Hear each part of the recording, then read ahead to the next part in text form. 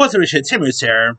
With the Roses coming, since it also not only starring Count Bosch, it also stars Olivia Colman, who I think is one of the best actresses in the business right now. I decided to go ahead and do my top 10 favorite Olivia Colman film and TV projects. Because she's obviously done lots of really cool films, some cool TV shows, and all. So here is my official top 10. Number 10 is Wicked Little Letters.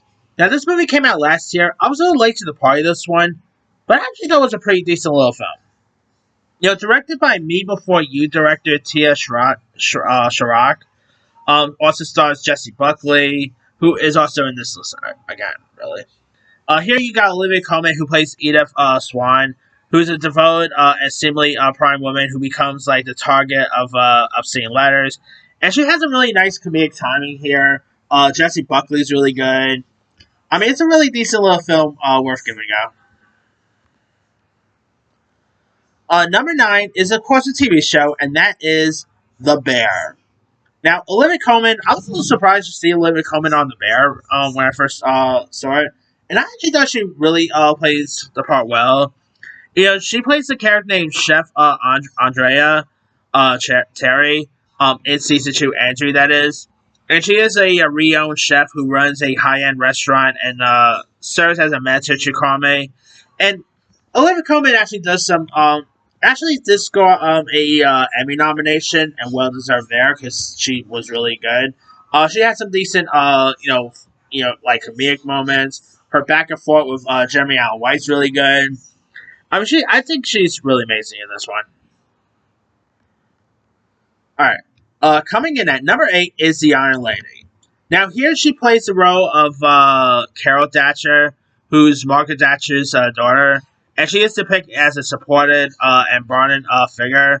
Now, of course, this is directed by Felita Lloyd, and it's a biopic about Margaret Thatcher's, focusing on her rise to power and all. And the other ladies obviously also scored Meryl Streep, a Oscar nomination, well deserved there. I thought the film was really decent. One of like Olivia Colman's earliest roles, if you will, and she does like. Her playing like Meryl Streep's daughter is still very a little odd and all, but they really did play off each other very well. She did have some really nice like cool prosthetics here, and she does such a good job in this one. All right, number 7 is Wonka. Now, of course, here she plays this manipulated innkeeper named Mrs. Scrubbit. Who is a innkeeper who traps Wonka with with a contract, and she is a little bit, I guess, say, other than Mr. Slugworth, who is the main villain. She is, I guess, you say, the secretary villain. Really, she kind of reminds me of Harry Potter's aunt and uncle at times, or Miss Durnville from what you call it, from Matilda. I mean, she really it's really interesting to see her play more of a main character because she every time you see her and stuff, and even interviews, she always seems like such a sweetheart. So seeing her have like a sinister edge was very interesting. It makes her as a standout antagonist, and she really plays the part very well. All right, number 6 is Hot Fuzz. Now she only has like. It is a minor role, but she plays PC Doris Thatcher, who's a cheeky and flirtatious police constable in Stanford. And of course, Hot Fuzz is directed by the great Edgar Wright, starring Simon Pegg, Nick Frost. Hot Fuzz is a really entertaining buddy cop comedy worth giving a go. It definitely has some fun aspects to it. She brings like levity to the station in her, in Ario, line of humor, and really showcase how good she could do with comedy, and cannot wait for the roses this week.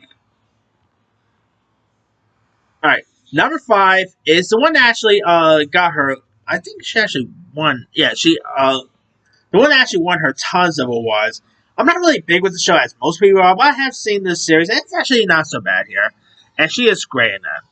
That is The Crown. The Crown, of course, she plays Queen Elizabeth II in season 3 and 4.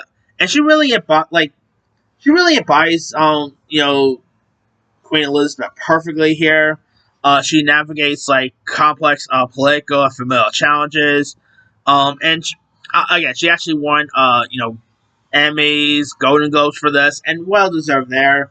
Obviously, Vanessa Kirby's also great in this as well. John Lithgow as Winston Churchill. You got some really great support, like cast members playing real life people here, and it's a really good performance of hers. All right, number 4 is Paddington in Peru. Now, of course, this movie came out early this past year, and she plays a Reverend Mother and an all-singing guitar summing nun who runs the home of retired mayors, and she really plays the part very well. She definitely has brings some warmth and charm to the role here. And Paddington Peru, while it's not as good as the other two Paddington movies, I still quite enjoyed it. I still thought it was really charming. The other cast members like Antonio Banderas, Olivia Colman, Ben Whishaw, and all of them were all great. Really good film there. Alright. Number 3 is The Father. Now, this actually scored her a Oscar nomination for supporting actress. Here she plays Annie, who's... And of course, it stars Anthony Hopkins, and she plays Anthony's devoted, strange daughter, and the daughter and father bond between the two is terrific. Gets a very, Coleman really plays like very quiet frustration here, some guilt, heartbreak. Obviously, Anthony Hopkins won his Oscar for this. Well deserved there. Really wonderful film. Great direction by Florian Zeller. I mean, if you guys haven't seen it, definitely give that one a go. All right. Number 2 is the one that actually got her her first Oscar nomination, if I'm not mistaken, and that is The Favorite. Directed by Yorgos Lanthimos, who's of course an interesting filmmaker in his own right. Uh, I mean, of course, here is a black comedy set in the early 18th century England, and it centers on the struggle between two women, Lady Sarah Markborough and her cousin Abigail. And here she plays Queen Anne, who's like the vulnerable monarch to the heart of the course power game. Obviously, Emma Stone's great in this. Rachel Weisz. I mean, again, I really thought Colman definitely gives such a good performance here. I can say this is actually the movie that really put her on the map for most people. Like, she's been doing movies like obviously with The Crown and stuff, but this is actually the one that really cemented her as a film star as well. And she does such a good job here. And I wonder if she'll ever work with Yorgos Lanthimos again. Like, she also was in The Lobster, which I was not a fan of, but anyway. And my number 1 favorite project of hers is Netflix's The Lost Daughter, directed by Maggie Gyllenhaal. It's a psychological drama based on a novel about a middle-aged professor who takes a working vacation in Greece. And here she plays Leda Caruso, who's a complex, introspective woman haunted by her past decisions as a mother here. And her interactions with Nina, played by Dakota Johnson, and her family stirs up memories of her younger self, played by Jessie Buckley. And this movie is really good. I remember actually seeing this one in theaters at Paris Cinema back in 2021. I don't. I was also lucky enough to actually see Maggie Gyllenhaal in person at the time because she was like having a Q&A there, so it's cool seeing Maggie Gyllenhaal in person. Like, who doesn't love Gyllenhaal, right? But yeah, Olivia Colman definitely does such a great job here. Dakota Johnson's terrific. Jessie Buckley. Olivia Colman actually got an Oscar nomination for this too. Well deserved there. She has nice she really brings some emotions to her performance, and she does such a good job here. And obviously, her and Jessie Buckley will go on to work together again in the aforementioned Wicked Little Liars too. So there's that. But here is my quick rundown. Number 10, Wicked Little Liars. 9, The Bear. 8, The Iron Lady. 7, Wonka. 6, Hot Fuzz.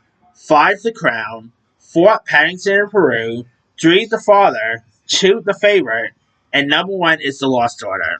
Now, there's loads of other ones I probably could have added too. Definitely not Secret Invasions. That was really disappointing. I don't really watch Heartstoppers, but I know a lot of people love that show. I just never got around to seeing it, so maybe one of these days I'll probably give it a go. But so much stuff on it, it's always hard to catch up, you know. Let's see. I did check out Empire of Light a few years ago. The Sam Mendes one. Probably Sam Mendes' worst film, in my opinion.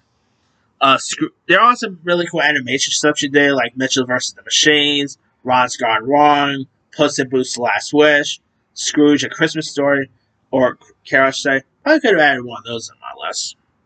Mothering Sunday she was in. Them That Follow. Locke.